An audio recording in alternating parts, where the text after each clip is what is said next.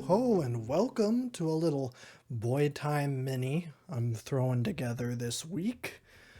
We're not going to have a regular episode of the podcast this week, so I thought to kind of keep the momentum going a little bit and not have a really stacked episode next week, I'll just throw together a little boy time mini. So I just finished the remake for Resident Evil 4. And recently I've played the original Resident Evil 4. I think from here on out, I'm going to call the original Resident Evil 4, and I'm going to call the new one RE4. I don't know if that is typical for how the fan base describes them, because I am not a part of this fan base. Really, this is my first experience with the Resident Evil franchise, and so I thought I would start here. Maybe not the best starting place, but I'm not going to try to track down a PS1 copy of the first Resident Evil game on the PlayStation 1 or GameCube or wherever. And I had Resident Evil 4. I've had it for months now as part of my kind of retro video game collection that I've been trying to accumulate, a little hobby. And so I decided, hey, the new remake just came out. We'll do a little bit of a comparison because I think, the original is considered such a classic. It's considered one of the best video games of all time. Certainly in the horror genre, maybe one of the best horror games. But I think I'm fairly confident in calling the original Resident Evil 4 one of the greatest I've ever played. As someone who has no nostalgia for anything, I obviously kind of knew some things about it. I knew blonde-haired guy and blonde lady and zombies and wandering merchant. Oh, what are you buying? Other than that, that was really it. And so, I played it. I just finished the remake a couple days ago. So here's a little things I liked and didn't like about each one. Maybe I'm going to try to keep this more positive. Maybe things that I think that the original does better and things that I think the remake does better or improves upon. Because while it is a classic, Resident Evil 4 is not a perfect game. I think I'm okay in saying that. But I also don't think that RE4 is a perfect game by any means. Because I think it does some of the same, it has some of the same issues I have with the original, while also taking away some of the things that I really liked about the original and that maybe could only be done in that time period. Because we're talking about the original game. I should have looked up the release date before starting. But 2005, PS2, GameCube, that era. I played the PlayStation 2 version. I don't know if there's a difference between the PlayStation 2 and GameCube. I think, and again, no historian on this subject, but I think this was the first Resident Evil game to not be a Nintendo exclusive, which I feel kind of weird saying that. You wouldn't think this M-rated horror franchise would start on the GameCube. Or at least I think 2 and 3 were GameCube exclusives. Maybe there was like a remaster of the first one that was on the GameCube. Again, I don't know much about this franchise, but I know it started on the GameCube. And so they made this one. This was kind of the breath of fresh air. They decided to switch things up. Another thing I know about the Resident Evil franchise is that it tends to switch things up every 3 entries or so. They just released the 8th one, but this one changed a lot of things about the Resident Evil formula, and then number 7 changed a lot of things about the Resident Evil formula, which is kind of interesting. You know, it's a franchise that has been around a long time. It has a lot of entries, but it has kind of continued to evolve and change, which has kind of led to it having this longevity. Comparing that to like a Silent Hill, which, while very, very good, could really only be done in that time period. And I'm going to argue that the original Resident Evil 4 is also another case like that. Because, yeah, let's talk about, I guess, what Resident Evil 4 kind of did differently. Because this is a big shift, and that the original 3 Resident Evil games are kind of, I mean, they were definitely like monumental game releases at the time for how their graphics were done. Very different from everything at that time. You know, we're at, I think the original is a PS1 game. Don't quote me on that, but I'm like 90% sure. And so you think about that time, we're at like the very beginning of 3D graphics in games, at least on the console level. And that's kind of where everybody's focus was creating these 3D maps that, you know, can be interacted with in 3 dimensions, right? Everybody's trying to borrow off of the Mario 64 formula, do their franchise and spin it into a 3D twist. Some way more successful than others. Obviously, I, you know, bring up Mario, but also Zelda had a huge shift in, you know, from top-down 2D adventure games to now these sprawling open worlds with Ocarina of Time.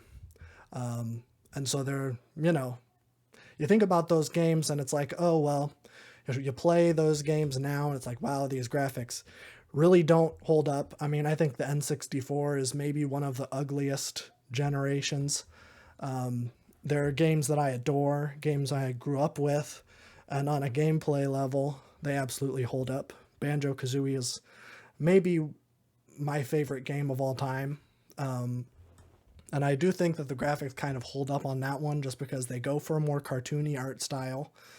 And it's kind of stylized in that kind of rare way that is so special, especially during that generation.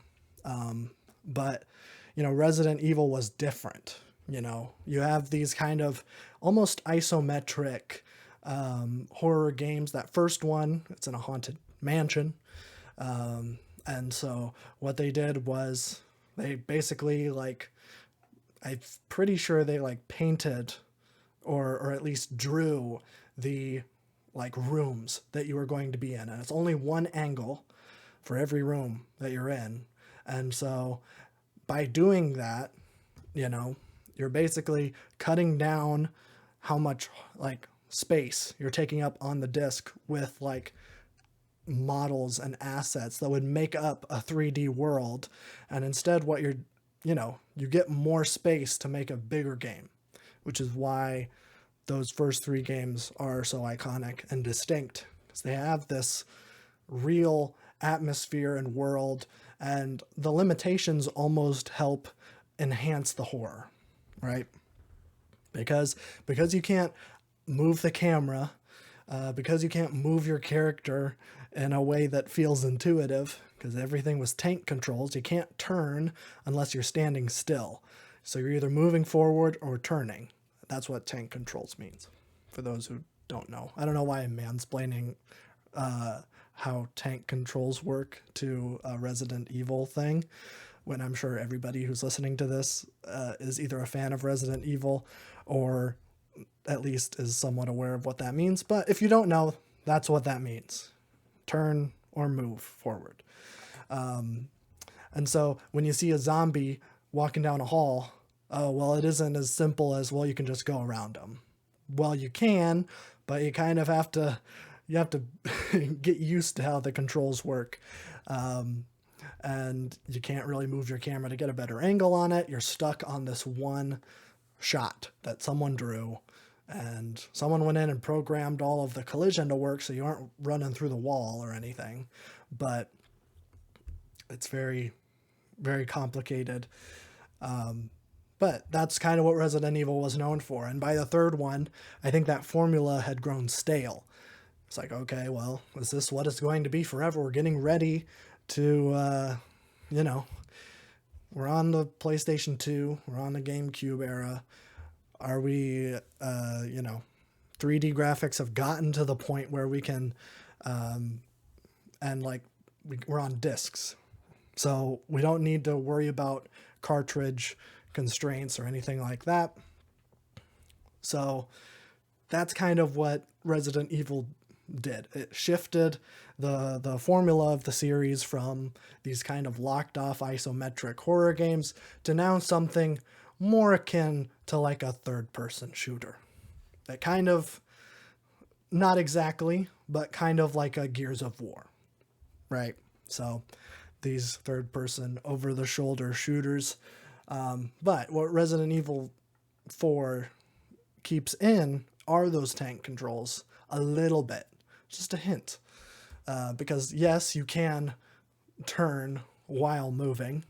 It's not that strict on tank controls, but you can't really, you aren't that mobile. And for a secret agent that's trying to rescue the president's daughter from a bunch of cultists and non-distinct South American village, doesn't really make sense, but it does lend to a really good gameplay experience and genuinely terrifying sequences. I think that the atmosphere in Resident Evil 4 is phenomenal. You first play this game and you're in this kind of spooky village. Everything's all run down and there's these people. They aren't zombies, because zombies don't exist anymore after Resident Evil 3, I guess. Haven't played it personally, but I guess that's what happens. So they aren't like your typical zombies rising from the grave, rising from the dead. They aren't George Romero things. This is more, it's almost like cosmic horror, how this game operates. It's kind of Lovecraftian in that, like, it's this ancient thing from either, I think, from space, and then some guy dug it up and it's this parasite and it's infected all of these people and it's pretty much made them zombies. But the operation of it is a little different. They aren't trying to eat your brains. It's kind of like a hive mind thing. So not technically the same thing, but I am going to call them zombies for the rest of this podcast, because that's pretty much what they are. So yeah, you're kind of sneaking around this village. You're trying to find the president's daughter, and then it's very, very spooky. There's mist, which is something about this generation that I really like in terms of like horror stuff, is that because everything is low res and low poly, and the rendering distance isn't very far, that leads to great horror experiences. Because you can't make out everything exactly what it is, you can't really see what's coming up in front of you. It's pretty scary to move forward. But I guess the idea is, well, the story is so compelling, I gotta save the president's daughter. So I'm going to keep being brave and walking through the fog. This is more a Silent Hill thing, because Resident Evil 4 is not that misty. But, in general, I think older horror games are better at creating a kind of tense and suspenseful atmosphere where even just the simple action of moving forward is scary. Whereas a lot of modern horror games kind of are just jump scare things. You got your Five Nights at Freddy's or your Outlasts or Amnesias. You know, they aren't really about that atmosphere in the same way. There's a lot of like hiding from things and trying to find stuff, but because that you don't have those technical constraints, it kind of cheapens it in a way for me. And similarly to how older horror movies operated. Back in the 70s and 80s, we got some of the best horror movies to ever come out, in my humble opinion. I mean, The Shining and The Exorcist are both 5 out of 5 perfect movies, in my opinion, because they're so good at that atmosphere and because they didn't have a jump scare button on their computer where they can just plug it in.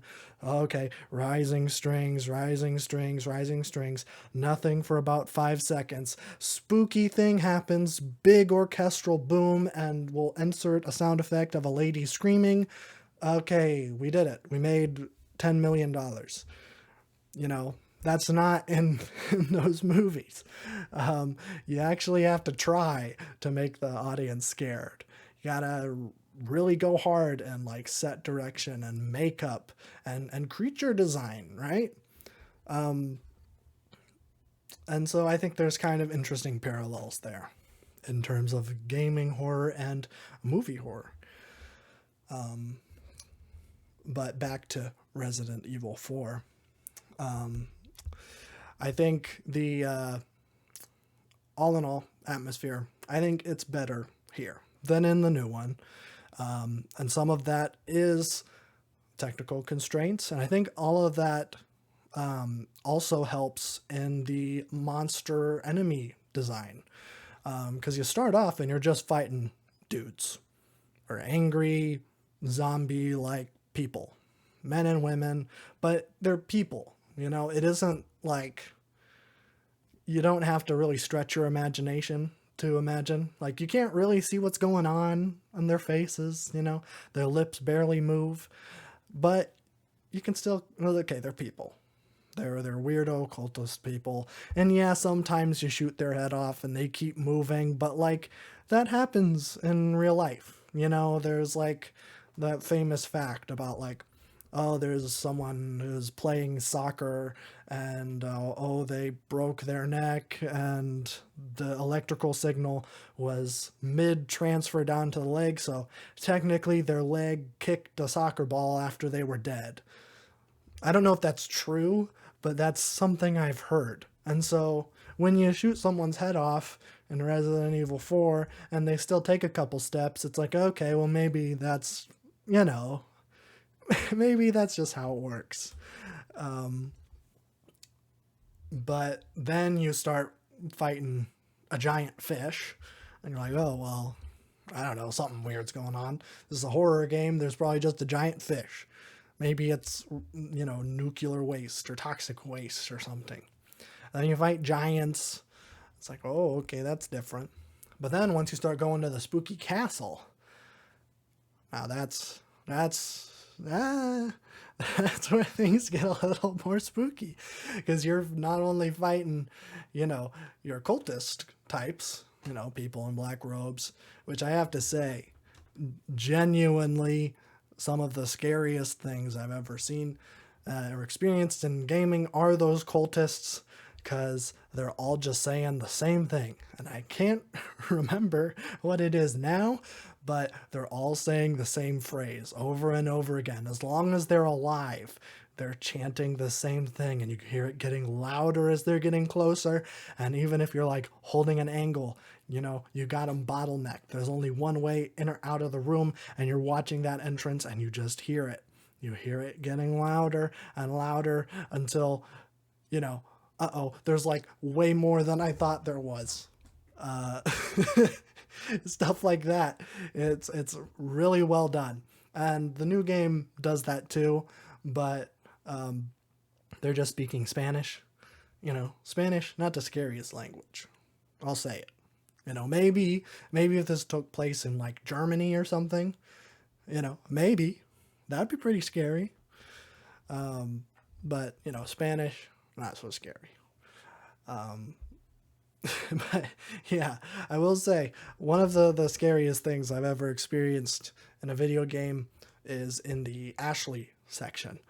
Because in this game, you're playing as Leon, a super cool government agent, handpicked by the president to save his daughter. Well, there's one section in both games, which are easily my favorite sections in both of these games. I don't know if that's a hot take. I feel like it might be. But kind of going back to what I was saying about kind of technical constraints leading to a better horror experience, and that in these sections where you play as the president's daughter, you don't got no guns. You don't have any means of defending yourself. It is just run away. And how the one in the old game is done is so well done that it legit made me like say like, oh shit, oh shit, oh shit, like running away from them because I didn't see it coming. It was so good because basically you're in this spooky castle. Somehow you and Leon get separated, and so she's got to find a way to get back to Leon. And so she's going through this spooky catacombs where there's, you know, a bunch of like armor. And, I've seen Scooby Doo. I know that the armor's going to come to life, and I'm waiting. I'm walking really slow because I'm like, one of them's going to jump out. One of them's going to jump out, and I'm going to be ready. I'm not just going to bolt through this place, you know? And so I'm sneaking through, and it isn't until you get the key to wherever you're trying to get out of. You get this key, and it's this empty room, and you just walk in. It's very conspicuous. There's just a pedestal at the end of the room in the middle. And I'm like, okay, nothing's going to happen when I pick this up. But when I pick it up and I don't hear anything, I'm like, oh, weird. Maybe it's a misdirect. And I turn around and there's like 3 suits of armor that have lumbered into the door, and they're all chasing me with these giant swords, and I have no way to fight back, and so I'm just running as fast as I can. That was so good. It was the best executed horror sequence I've ever had in gaming. And I think the remake has that scene. It's a little worse. It's not as well executed because they do give you a mean, not to fight back, but to at least stun the suits of armor, which makes more sense in that type of game. But not as scary. Not as scary when you can just freeze them, And so I think the original does that scene a little bit better. But I will say, on average, the new game feels a lot better to play. And maybe this is as good as time as any to transition into what I think the new game does right. Because I've been singing the old game's praises for a hot minute now. And so let's take it back. Well, not take it back. Let's move forward about 20 years to the new game. Just came out, I think, within 6 months or so of me recording this. So maybe not like brand new, but close enough. And this game, it's almost not a horror game in the same way that the original one is. It is more, I guess survival horror is still technically the correct term, but it feels more like an action game. And there's nothing inherently wrong with that. I think the original is also more of an action game than the other Resident Evils in the past. But this one feels especially more like an action game in that you can move a lot freer.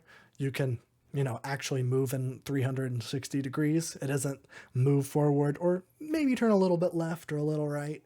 It is like, okay, well, you can just run all over the place.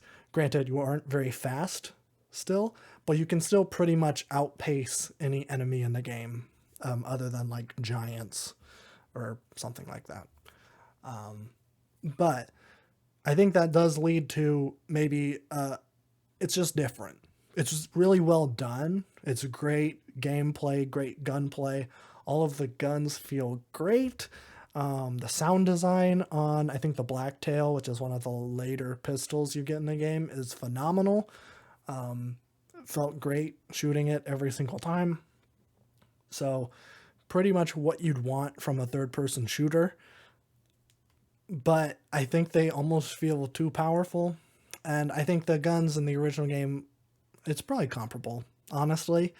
I just think that it just feels different, and not different in like a bad way. It's just different. And I think I just prefer how it was in the older games. I will say, let's talk about voice acting. Because the voice acting in the original is pretty awful across the board, other than the merchant guy. I don't want to say that the merchant's voice acting was bad, because then I'd really get crucified by pretty much everybody. But I'm talking especially Ashley. Man, this era of gaming did female characters so dirty. And some of that is the writing. There's a lot of stuff about like weird, creepy lines from different characters, which aren't in the new one. They're not in RE4, just in the original. That is like only could have been in a 2000s game, where like, I don't know. There's this character, his name is Luis, which maybe this is as good a time as any to bring it up. In the original game, everybody calls him Lewis. And I don't know if that was the director for the voice acting just didn't know the difference between Lewis and Luis. But all of the, it's spelled Luis and everything, and the subtitles and all of the notes. But just everybody in the game calls him Lewis. That's fixed in the new one, which, I would hope so. Or they would just change his name to Lewis, but it's Luis. So that's definitely a hindrance for for the original game. Just everyone calling him Lewis. And, the original game, Ashley doesn't feel like a real person. She feels like an anime girl, which is to say, not like a real woman at all. Or maybe anime girl's not a great descriptor. Maybe like a shonen anime girl, where they're really only there for what anime fans call fan service, but what I would call obligatory TNA sequences, which I guess is just a different way to view it, but I don't know. I don't know. And she's written like that. She has no character. She's very two-dimensional, damsel in distress type, which, not the worst thing in the world. It isn't like the most offensive thing by any means, but I really had no attachment to Ashley in the original game at all. It's like, okay, she is girl. Girl is prize. And I will win game if I get girl away from here. Got it. That's my goal. But in the new game, I actually think that Leon and Ashley have a little bit of chemistry. Not a lot, but a little bit. And although they, she kind of asks him out at the end, they still do that.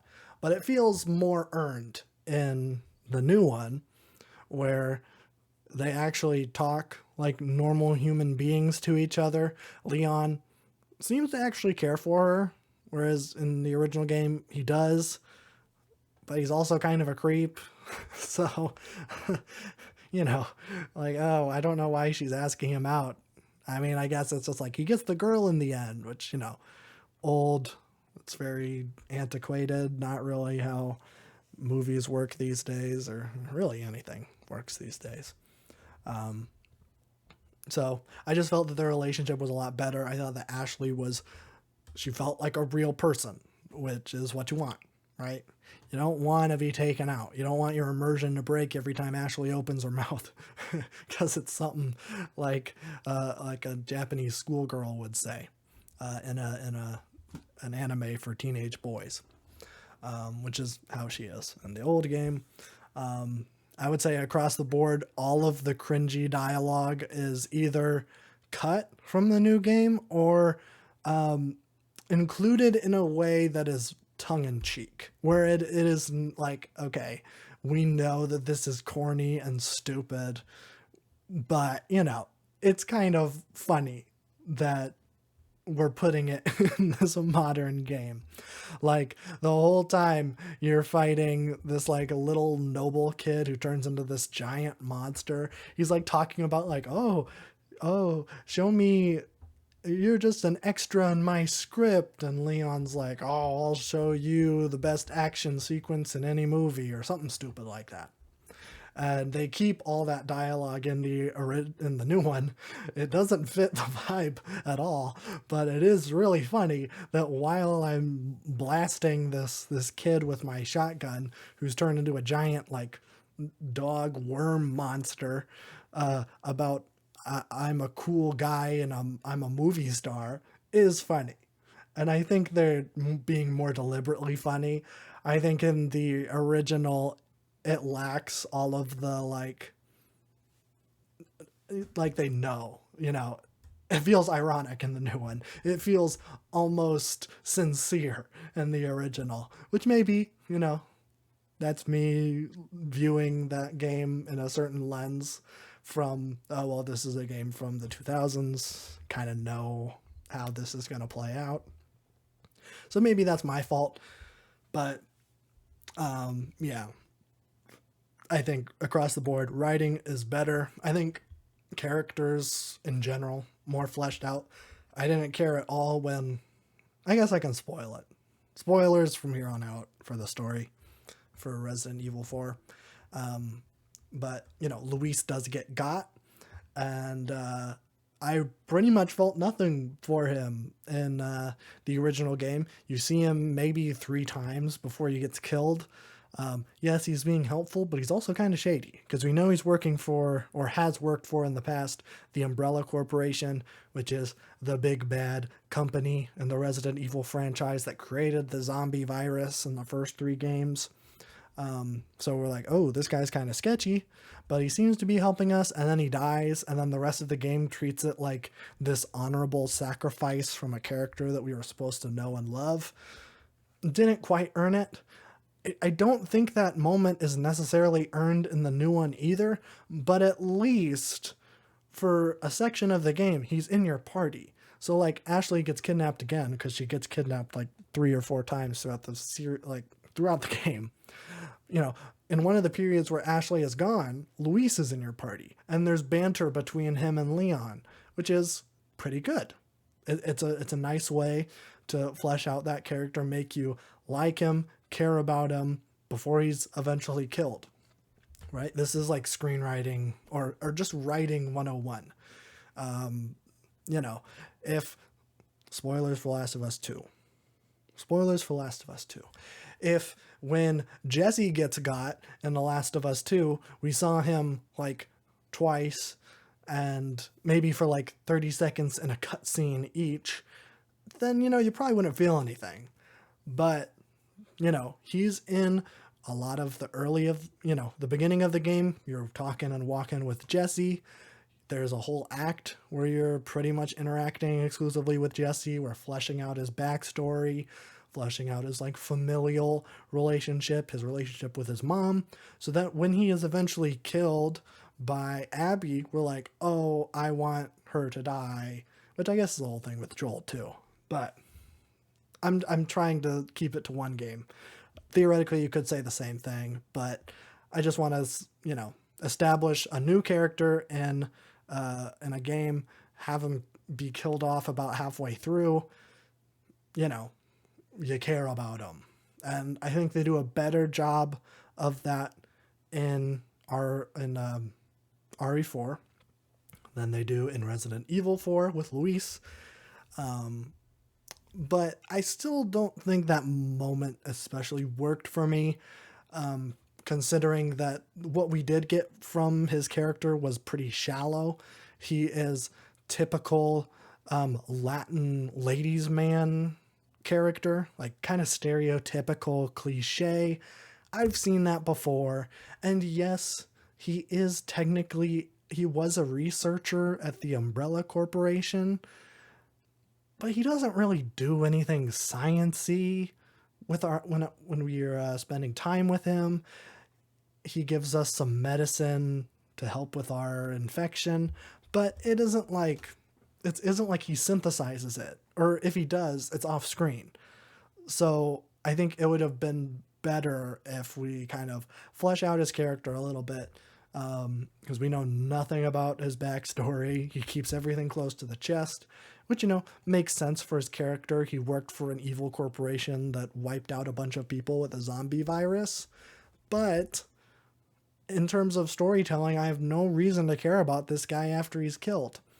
And that's a flaw in both games. I'll say especially the original, because the new one at least tries. Not super successfully, but it tries. But getting back to what the new one does better than the original, the shooting range, because you about 3 or 4 times throughout the entire game, when you walk up to a wandering merchant, there's going to be an elevator next to him for a shooting range, and in the original, there's really no reason to do this in terms of like a gameplay, for a gameplay reason. When you do the shooting range in the original, you get these, I think, oh man, it's been a minute, and I did not engage with this at all, because I did it and then it was like, oh, you can get some, they're like trinkets or something, little models. And, if you do really well in the shooting range, you can collect them all. But I don't think there's really any gameplay incentive for doing so. Whereas the shooting range in the new game, while the incentives aren't great for the most part, there is a genuine gameplay and kind of nostalgic reason for doing so. Because you do the shooting range, and every time you hit a milestone, you get these little coins. You get 3 coins. You can put them in basically like a gumball machine at a restaurant or something. And then out comes a little trinket, and the trinket gives you a gameplay boost. Maybe when you craft certain ammo, there's an increased chance to get a bonus. So if you craft 7 shotgun rounds, you have the little charm that gives you a bonus, a chance for a bonus every time you craft shotgun rounds. Hey, maybe you get 3 more. So it isn't like this huge bonus, but it feels nice when you have worked at the shooting range. You get a charm, and it's like, ooh, you get something for handgun ammo, and I'm often crafting handgun ammo. I wasn't. I'm just using this as an example. It feels good that you took time out of the adventure to do this shooting range thing. And plus, all of the little trinkets that you get out of it, they're little keychains you can attach to your case.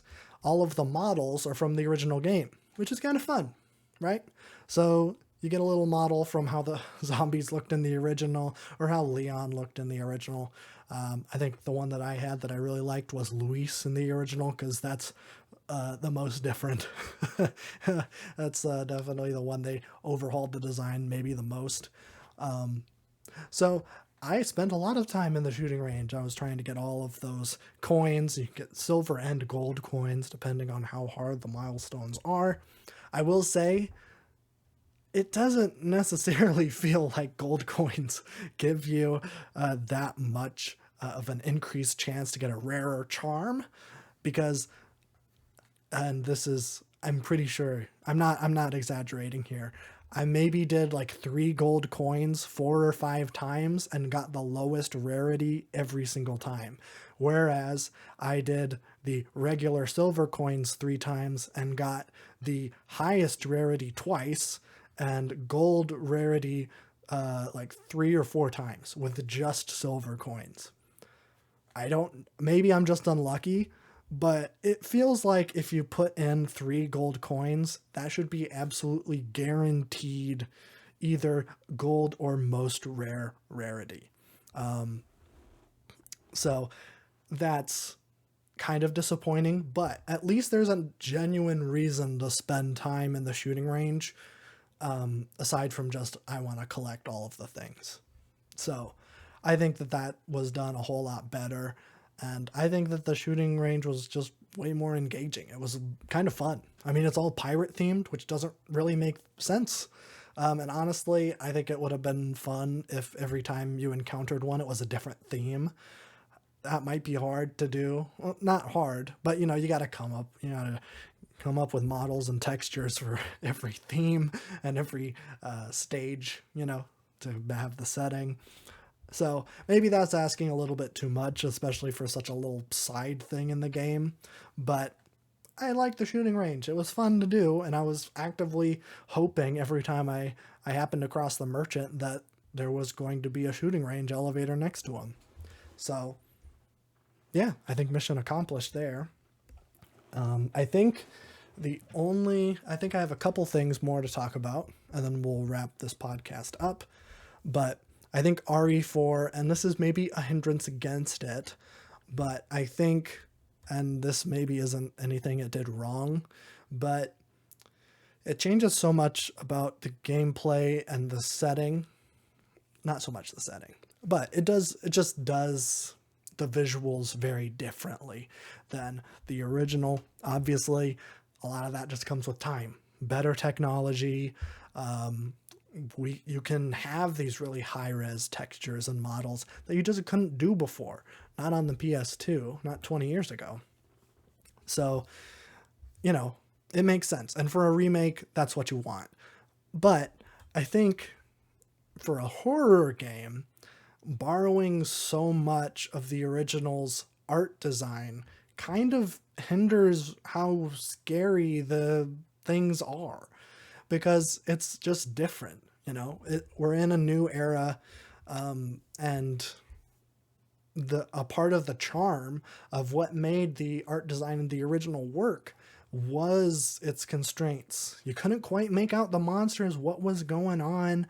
So when you shoot the head off a zombie and a giant tentacle shoots out of its neck stump with a blade at the end and it starts swinging wildly at you, that's terrifying, because you can't really make out what it is. You just know that it's trying to kill you and it can reach far.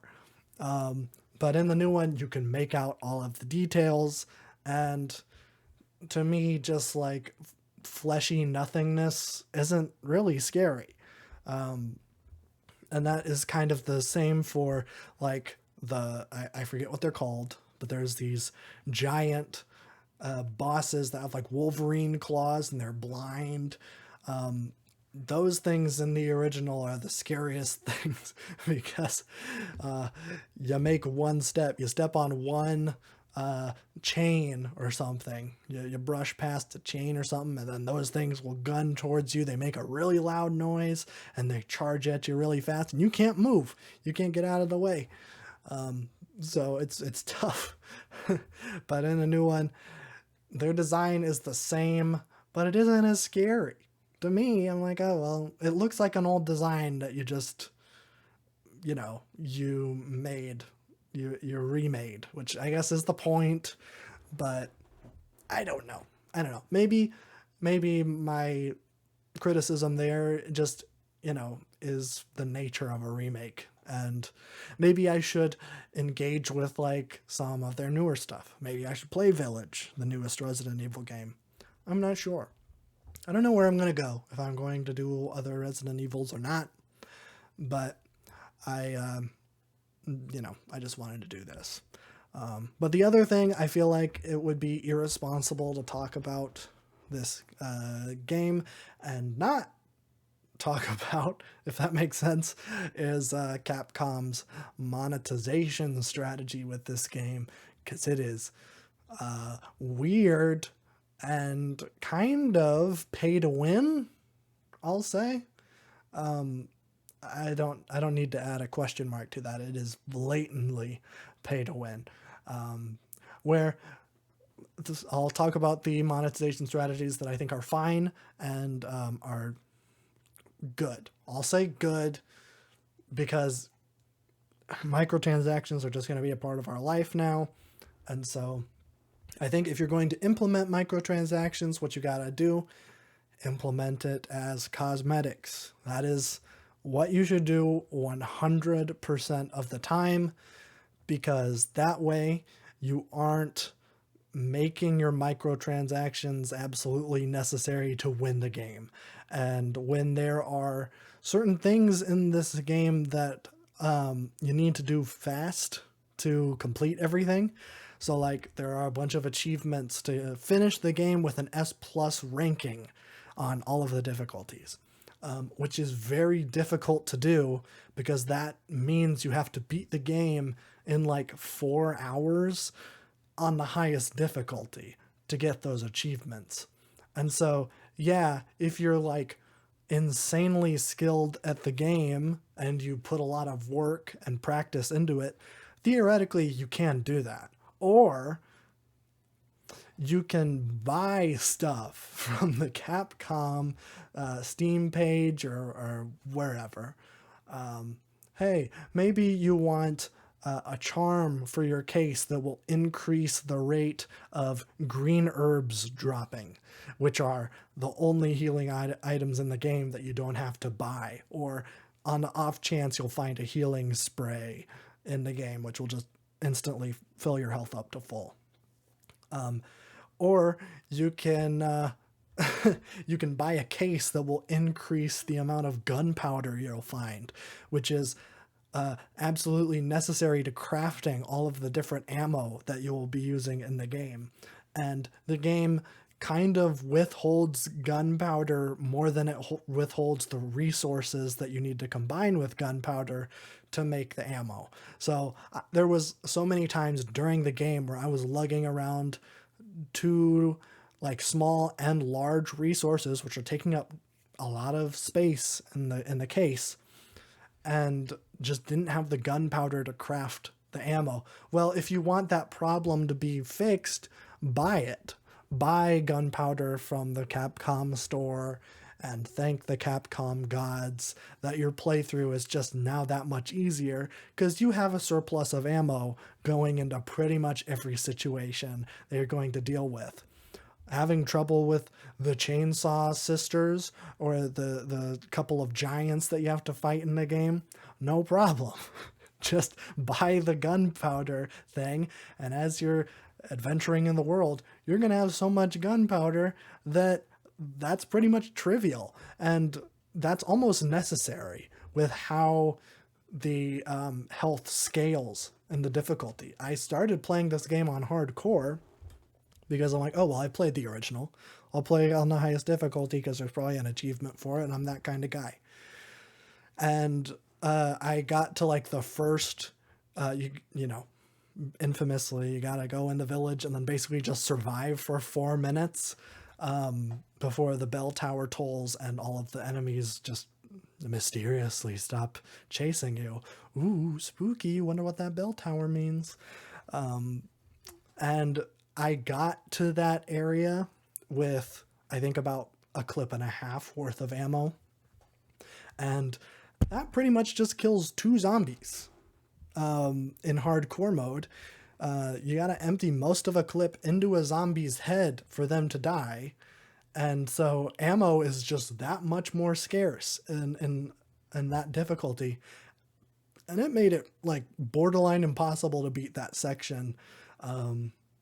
Granted, that was my first time playing. Probably shouldn't have started on that difficulty, but you know, it feels necessary that you're going to be crafting way more ammo than you did in the regular difficulty. So I just think that's really, really scummy.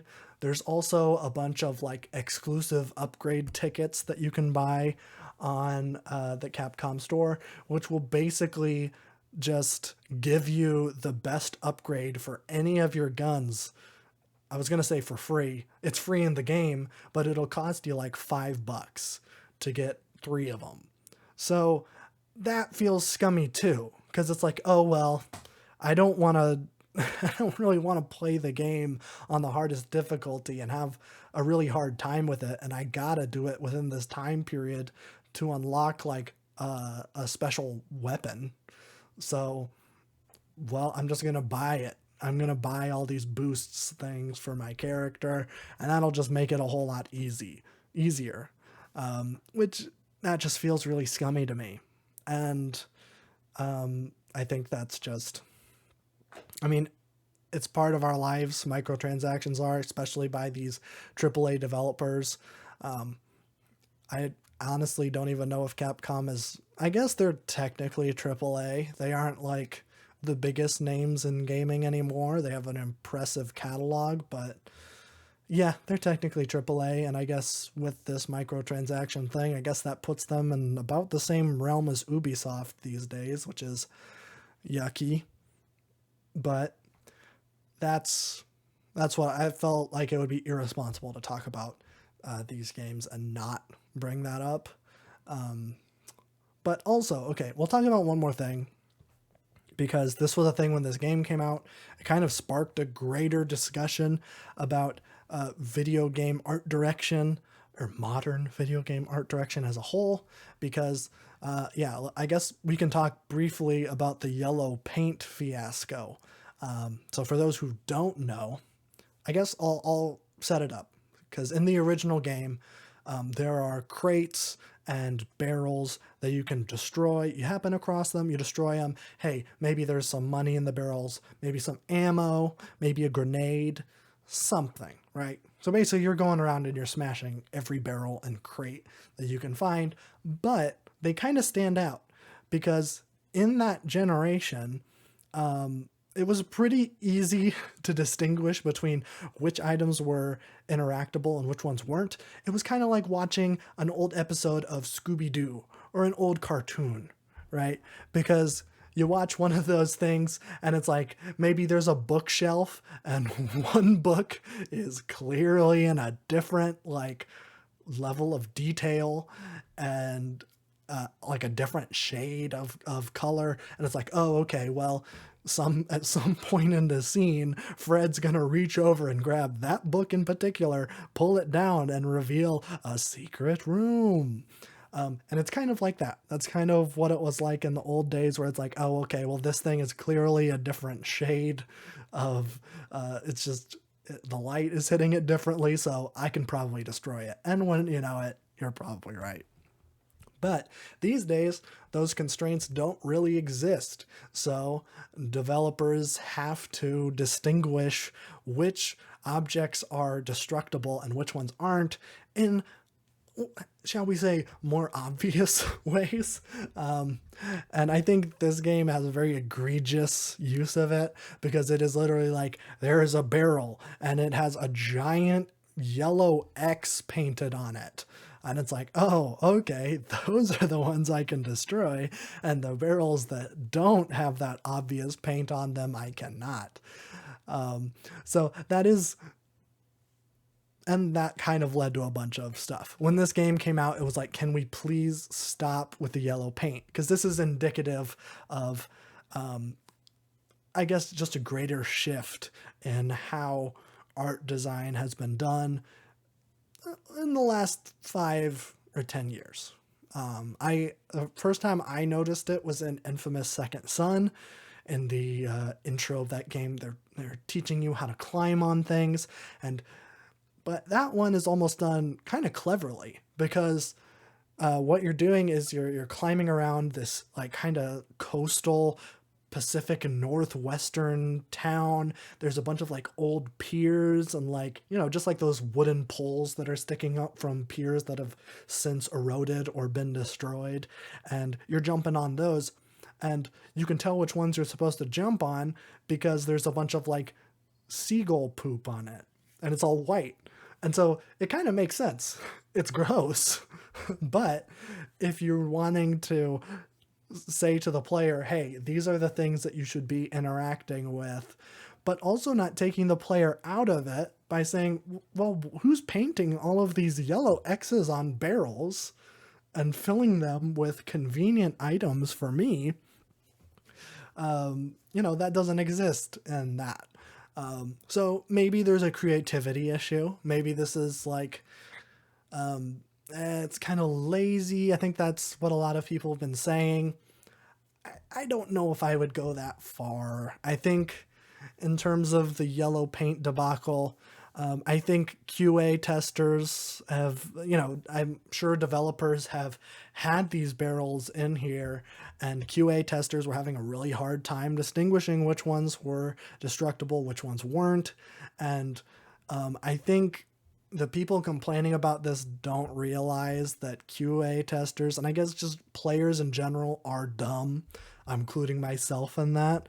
I would have a hard time distinguishing barrels if they're not more obviously marked, which was, I think we kind of took for granted in the old days, where it was just obvious which things were destructible just because of, again, constraints of technology, whereas we can do anything these days. Yes, it does kind of take me out, and it is definitely a thing that is maybe it's kind of infected this whole industry, and it isn't just destructible objects, it's things you can climb on, it's platforms you're supposed to go to. There's basically an arrow pointing wherever you're supposed to go at all times now, whereas in old games that wasn't ever the case. But it's basically impossible to play all those old games without a guide up because of how hard it is to navigate. Like, that's just how it is. And now, at least these days, you can beat most games without a guide, or, hearing about it from someone or on some online forum saying, like, oh, well, you're so stupid. You should, like, know to bring this one specific item to this one specific room and press this button that isn't like there isn't like an indicator or anything that you're supposed to press this button in this one room to advance. There's a bunch of stuff like that in old games. So is it kind of immersion breaking? Yeah. Would I wish that there's like just better art design in general that wouldn't require this level of just obvious, indication? Yeah. Yeah. And I think that there are games that just isn't necessary. And I think those games that succeed in that are more stylized, non-photorealistic games, which I honestly prefer. I will prefer a Mario Odyssey art style over the Last of Us art style, even though it's clearly impressive. Or Red Dead 2, very impressive that they're able to achieve that level of detail, but it's just more visually interesting to have some sort of style to it, you know? I don't know. Maybe that's just me, but, I've never wondered whether or not a question mark block I was supposed to hit with Mario's head. So, I don't know. There's pros and cons, I guess, but I don't necessarily see any value in a photorealistic art style because you're gonna have to do that, and that's like the main issue that a lot of people had with Red Dead 2 is that it is so handholdy, especially in missions, because it isn't like it's not simple anymore, and it has to kind of be like, okay, now go this way, and if you go the other way, then your mission is done. And you failed, and you're gonna have to start at the checkpoint again. So, I don't know. In terms of the yellow paint debacle, I don't love it, but I think that's just what's going to be the case in these photorealistic art styles going forward. And I think, I don't know, that's just what it's going to be. And it sucks, but that's where we are. So, I guess that'll do it for this little boy time mini. I don't think that these are necessarily going to come out all the time, but whenever me and Babby are unable to do a podcast episode, we weren't able to this week. I went and saw Scott Pilgrim. Didn't realize that those tickets that I bought months ago was on the day that we recorded the podcast, and it just wouldn't work any other time this week. So that's why this is here. I was going to talk about this on the podcast, but honestly, this might be a better setting for it because I was able to go way more in depth on everything that I liked and didn't like about both of them. So yeah, maybe these will be more of an in-between thing, in between Boy Time Presents, which is still going to happen. I'm pretty sure. I need to talk to Babby again. Pretty sure it's going to be on Baldur's Gate 3, which I think as soon as he finishes the game, we'll be doing it. But for now, those are my thoughts on Resident Evil 4 and RE4.